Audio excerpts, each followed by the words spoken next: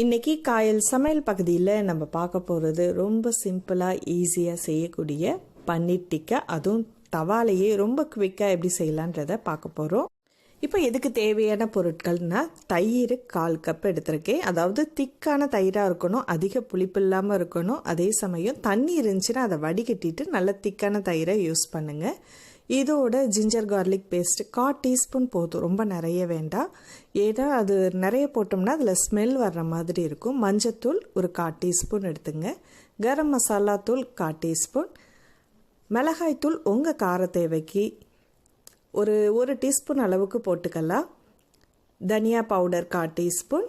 ஜீரக powder 1/4 teaspoon. இதில் மசாலா உங்களுக்கு தனித்தனியாக போடுறத விட இல்லைன்னா சிக்கன் டிக்கா மசாலா அந்த மாதிரி ரெடிமேடாகவும் கடையில் கிடைக்கும், அதையும் நம்ம யூஸ் பண்ணிக்கலாம். இப்போ உங்கள் தேவையான அளவுக்கு உப்பு போட்டிருக்கேன். பாப்ரிக்கா பவுடர் ஒரு 1/4 டீஸ்பூன் அதில் யூஸ் பண்ணியிருக்கேன். நல்லா மிக்ஸ் பண்ணி விட்டுடுங்க. இது இல்லைன்னா ரெட் சில்லி பவுடர் கூட நீங்கள் கொஞ்சம் எக்ஸ்ட்ராவாக காஷ்மீரி ரெட் சில்லி போட்டிங்கன்னா கலர் நல்லா கிடைக்கும், அதுக்காக தான் இதை ஆட் பண்ணியிருக்கேன். ஸோ இதோட கொஞ்சம் தேவையான அளவுக்கு நான் உப்பும் சேர்த்துருக்கேன். ஒரு பாதி எலுமிச்சை பழத்தை கொஞ்சம் புளிஞ்சு விட்டுடுங்க. இது ரெடிமேட் மசாலாவை நான் யூஸ் பண்ணலான்னு சொன்னாலும் நீங்கள் இந்த மாதிரி கிடச்சிச்சின்னா கொஞ்சம் சின்னதாக, ரொம்ப அதிகமான மசாலாலாம் இல்லை, இது ஆஸ் யூஷுவல் நம்ம வீட்டில் யூஸ் பண்ணுறது தான். ஸோ அதெல்லாம் போட்டு நல்லா மிக்ஸ் பண்ணி வச்சுருங்க. இப்போ இதெல்லாம் நம்ம பன்னீர் க்யூபாக நறுக்கின பன்னீர், மஷ்ரூம், கொடமிளகா, தக்காளி, வெங்காயம். சாரி, இது நான் தனியாக எடுத்து வச்சுருந்தேன், அந்த வீடியோ எடுக்காமல் விட்டுருக்கேன் நான். ஸோ அதை மிக்ஸ் பண்ணதுக்கு அப்புறம் தான் நான் கவனித்தேன், சாரி. இதை மிக்ஸ் பண்ணிவிட்டேன். ஒரு 1/2 மணி நேரம் ஊற வச்சுருக்கேன். ஊறினா தண்ணி கொஞ்சம் விடும் மஷ்ரூமில் இருக்கிறதுனால. அதில் நல்லா அந்த தண்ணியெல்லாம் கொஞ்சம் வடிச்சிட்டு நம்ம அதில் ஒரு 1/2 டீஸ்பூன் அளவுக்கு எண்ணெய் விட்டு கொஞ்சம் பரட்டி வச்சுருங்க. கடைசியாக இதில் கொஞ்சம் மிளகுத்தூள், கருப்பு மிளகுத்தூள் இதில் நீங்கள் சேர்த்து கொஞ்சம் நல்லா பரட்டி விட்டு டிக்கா செய்கிற ஸ்கியூவரில் அல்லது இந்த மாதிரி உங்களுக்கு கிடைக்கும், அந்த மாதிரி குச்சியில் நீங்கள் எடுத்து அதை ஊற வச்சிடணும். ஃபஸ்ட்டு ஒரு 1/2 மணி நேரம் நம்ம இதை மேரினேட் பண்ணாப்பில் இந்த குச்சியும் ஒரு ஃபுல்லாக முழுகிற அளவுக்கு தண்ணியில் ஊற வச்சிட்டிங்கன்னா அது நமக்கு நல்லா இருக்கும் அப்படின்னு சொல்லுவாங்க. ஸோ இப்போ ஒவ்வொன்றா நான் அதில் ஒரு கேப்சிகம், அதில் ஒரு பன்னீர், ஒரு மஷ்ரூம், இப்படி உங்களுக்கு விருப்பப்பட்ட காய்கறிகள் நீங்கள் எது சேர்க்கணும்னு நினச்சிங்களோ அந்த மாதிரி வரிசையாக கொஞ்சம் கேப்பிட்டு நீங்கள் இதில் மாதிரி சொருகி வச்சுடுங்க. இது ரொம்ப ரொம்ப ஈஸியாக செய்யக்கூடிய கபாப் ஐட்டம். இதே பன்னீருக்கு பதிலாக சிக்கன் கூட நீங்கள் வச்சு பண்ணலாம், ப்ரான் வச்சு பண்ணலாம், ரொம்ப ருசியாக இருக்கும்.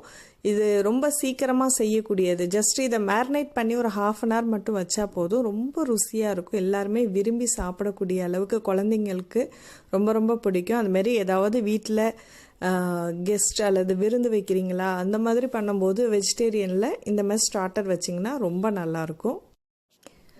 இப்போ எல்லாத்தையுமே இந்த மாதிரி நான் ரெடி பண்ணி வச்சுட்டேன். இப்போ நம்ம இதை தவாவில் தான் நம்ம செய்ய போகிறோம். ஸோ தவாவில் கொஞ்சம் ஆயில் கொஞ்சம் அப்ளை பண்ணிவிட்டு இந்த இதை அப்படியே நம்ம நேராக வச்சிடுறோம். ஜஸ்ட் இது குக்காரத்துக்கு ஒரு 7லேருந்து 10 மினிட்ஸ் தான் ஆகும். லோ ஃப்ளேமில் வைங்க அடுப்பை. ஸோ இது கலர் டேர்ன் ஆகும்போது, அதாவது கொஞ்சம் அந்த கபாப் கலரில் வரும், டிக்கா கலர். ஸோ அந்த டைமில் கொஞ்சம் கொஞ்சமாக அப்படி திருப்பி விட்டு 4 பக்கமும் ஒரே ஈவனாக குக் பண்ணுற மாதிரி பண்ணி எடுத்துருங்க.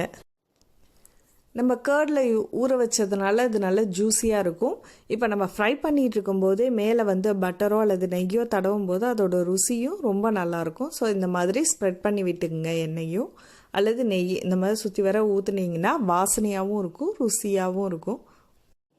ஜஸ்ட் 4 பக்கமும் ஒரு 2 நிமிஷம் 3 நிமிஷம் அப்படின்னு டேர்ன் பண்ணிங்கன்னா ஒரு 10லேருந்து 10 நிமிஷத்துக்குள்ளேயே இது ரெடி ஆகிடும் உங்களுக்கு. ஸோ இப்போ சுவையான கபாப் ரெடி ஆகிடுச்சு.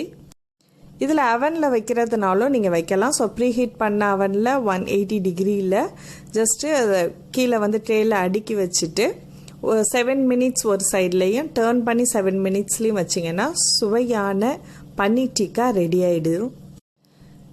இப்போ பாருங்கள், இந்த சைடில் நான் டேர்ன் பண்ணும்போது கலர் கொஞ்சம் நல்லா டேர்ன் ஆகியிருக்குது. ஸோ இந்த மாதிரி கலரில் 4 பக்கமும் வரணும். ஸோ கொஞ்சம் கொஞ்சமாக அப்படி திருப்பி விட்டிங்கன்னா 4 பக்கமும் அழகாக ஈவனாக குக் ஆகிருக்கும். டிக்கா சூப்பராக இருக்கும் பார்க்குறதுக்கு. இப்போ பாருங்கள், டேர்ன் பண்ணும்போது கலர் வந்து கொஞ்சம் நல்ல ப்ரௌனிஷ் கலரில் ரொம்ப நல்லாயிருக்கும் பார்க்குறதுக்கு. ஸோ இதே மாதிரி 4 பக்கமும் திருப்பி திருப்பி ஒரே மாதிரி ஈவனாக குக் பண்ணி எடுத்துருங்க. பாருங்கள், அப்பப்போ திருப்பி விட்டுக்கிட்டே இருக்கணும். ஸோ ஒரே பக்கத்தில் இருந்துச்சுன்னா பயங்கரமாக கீழே பிடிக்க ஆரம்பிச்சிடும். கலர் வந்து அப்படியே ஒரு மாதிரி பிளாக்காகவே ஆகிடும். ஸோ அப்பப்போ ஒரு 2 நிமிஷத்துக்கு ஒரு வாட்டி 4 நிமிஷத்துக்கு ஒரு வாட்டி பக்கத்துலேயே இருந்து திருப்பி விட்டுட்டிங்கன்னா ஈவனாக அது குக் ஆகிடும்.